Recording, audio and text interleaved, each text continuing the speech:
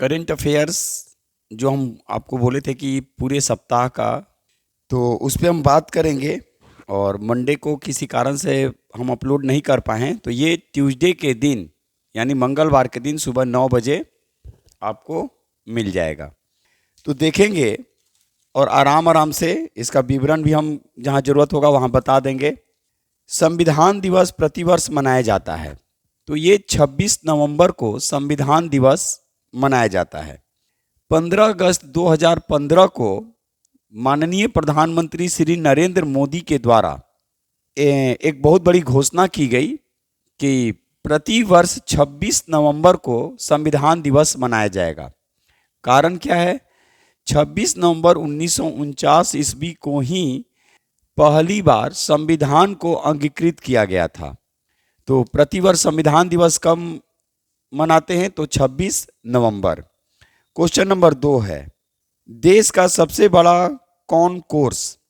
देखिए, एक कॉन्कोर्स है क्या, पहले समझ लीजिए। प्लेटफॉर्म के ऊपर छत की भांति एक विशाल परिसर का निर्माण किया जाता है। तो अयोध्या जंक्शन पर बन रहा है, अयोध्या जंक्शन पर देश का सबसे बड़ा कॉन्कोर्स बनाया जा रहा है।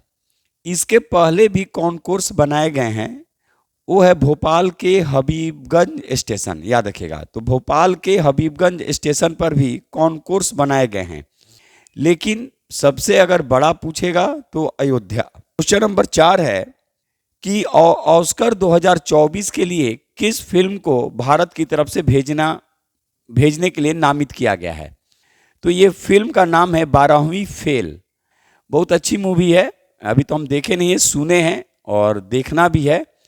इसमें छात्र जीवन के संघर्ष से संबंधित कहानियां हैं और हम बार बार बोलते हैं, आप प्रयास कीजिए। सफलता और असफलता केवल नौकरी से नहीं आंकी जाती है, प्रयास करना है ईमानदारी से, आप जिस सेक्टर में रहेंगे। ठीक है, तो क्वेश्चन है, ऑस्कर 2024 के लिए फिल्म 12वीं फेल का चयन भारत की तरफ से किया गया है और भारत की तरफ से भेजा गया है, यानी भेजा जाएगा। ऑस्कर की शुरुआत कब हुई थी? तो ये ऑस्कर जो फिल्म की जो शुरुआत हुई, जो सर्वश्रेष्ठ फिल्म होते हैं उनको देने के लिए ऑस्कर पुरस्कार जो है, सबसे जिसको अकादमी पुरस्कार भी बोला जाता है, इसकी शुरुआत 1929 से की गई थी।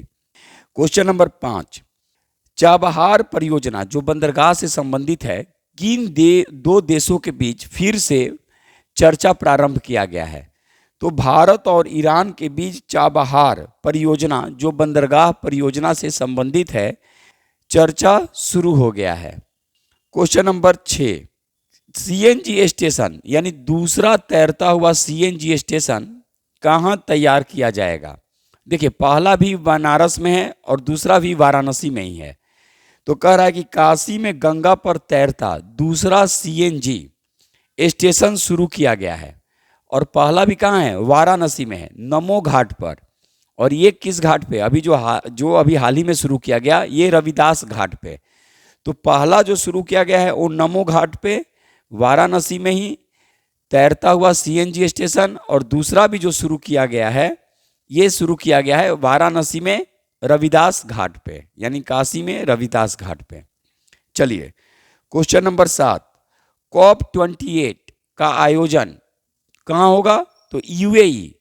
और इसके लिए भारत की तरफ से कौन गए हैं, जाएंगे? तो भारत के माननीय प्रधानमंत्री श्री नरेंद्र मोदी। तो COP28 में भाग लेंगे भारतीय प्रधानमंत्री माननीय श्री नरेंद्र मोदी। इसका सम्मेलन यूएई में होगा। क्वेश्चन नंबर 8, जल जीवन मिशन अपने लक्ष्य के करीब पहुंच गया है। याद रखिएगा, जल जीवन मिशन जो है अपने लक्ष्य के करीब पहुंच गया। इसमें इसका क्या उद्देश्य था? तो 2024 तक ग्रामीण क्षेत्र में हर घर तक नल से जल को पहुंचाना। और इसकी घोषणा कब की गई थी? तो 15 अगस्त 2019 को इसकी घोषणा की गई थी और इसका लक्ष्य रखा गया था 2024। तो जल जीवन मिशन अपने लक्ष्य के करीब पहुंच गया है। इसकी शुरुआत प्रधानमंत्री नरेंद्र मोदी के द्वारा 15 अगस्त 2019 में किया गया था। पूर्ण करने का लक्ष्य 2024 है, ताकि हर ग्रामीण घर तक नल से जल का कनेक्शन पहुंच सके। क्वेश्चन नंबर 9, समुद्री घोल मछली को किस राज्य का राजकीय मछली घोषित किया गया है? तो याद रखिएगा, ये समुद्री घोल मछली गुजरात राज्य में, ठीक है, गुजरात राज्य ने इसको राजकीय मछली घोषित किया है। पूरा विवरण क्या है देख लेंगे। समुद्री घोल मछली को गुजरात राज्य में राजकीय मछली का दर्जा दिया गया है। अहमदाबाद में आयोजित पहले वैश्विक मत्स्य सम्मेलन, पहले वैश्विक मत्स्य यानी वैश्विक यानी क्या, जो विश्व स्तर पे सम्मेलन भारत, जो भारत में हुआ 2023 में, गुजरात की राज्य मछली का दर्जा दिया गया है। तो गुजरात राज्य की मछली का दर्जा किसको दिया गया है?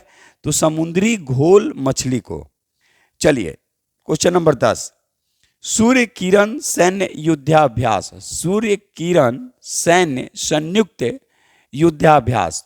तो सूर्य किरण तो भारत और नेपाल के बीच, ये 17वीं है, याद रखिएगा।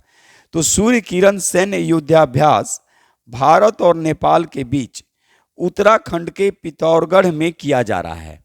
तो सूर्य किरण संयुक्त युद्धाभ्यास आपसे पूछा जा सकता है, तो ये भारत और नेपाल के बीच। तो 2023 में कहाँ हुआ? तो 2023 में उत्तराखंड के पिथौरगढ़ में। क्वेश्चन नंबर 11, सुप्रीम कोर्ट की पहली महिला जज जस्टिस फातिमा बीबी, जिनका अभी हाल ही में निधन हो गया। तो आपसे क्वेश्चन पूछे जा सकते हैं कि सुप्रीम कोर्ट की पहली महिला जज कौन थी? तो फातिमा बीबी, जस्टिस फातिमा बीबी, जिनका हाल ही में 96 लगभग करीब वो 96 साल की थी, अभी हाल ही में उनका निधन हो गया। क्वेश्चन नंबर 12, बंगाल की मुख्यमंत्री ममता बनर्जी के द्वारा बंगाल का ब्रांड एम्बेसडर किसे बनाया गया है? तो बंगाल के ब्रांड एम्बेसडर जो बनाया गया है बीसीसीआई के पूर्व अध्यक्ष और पूर्व भारतीय क्रिकेटर कप्तान सौरभ गांगुली को, याद रखिएगा। तो बंगाल की मुख्यमंत्री ममता बनर्जी के द्वारा बंगाल का ब्रांड एम्बेसडर सौरभ गांगुली को बनाया गया है। और इसके पहले सौरभ गांगुली क्या थे? तो बीसीसीआई के भी अध्यक्ष रह चुके हैं और भारतीय क्रिकेट टीम के कप्तान भी रह चुके हैं। चलिए क्वेश्चन नंबर 13, आईसीसी पुरुष अंडर 19 क्रिकेट विश्व कप का आयोजन 2024 में कहाँ होगा? तो ये होगा दक्षिण अफ्रीका। पहले ये कहाँ था? तो पहले ये प्रस्तावित था श्रीलंका में, लेकिन अभी आईसीसी क्रिकेट बोर्ड के द्वारा श्रीलंका क्रिकेट बोर्ड को निलंबित कर दिया गया है आईसीसी के द्वारा। तो अब इस कारण से ICC under 19 cricket world cup 2024 का आयोजन जो होगा वो दक्षिण अफ्रीका में होगा। और अगला विश्व कप भी होगा 2027 में, वो भी दक्षिण अफ्रीका में ही होगा। क्वेश्चन नंबर 14, ऑस्ट्रा हिंद संयुक्त सैन्य अभ्यास, नाम से ही जग जाहिर है, ऑस्ट्रा हिंद संयुक्त सैन्य अभ्यास ये भारत और ऑस्ट्रेलिया के बीच अभी संपन्न हुआ।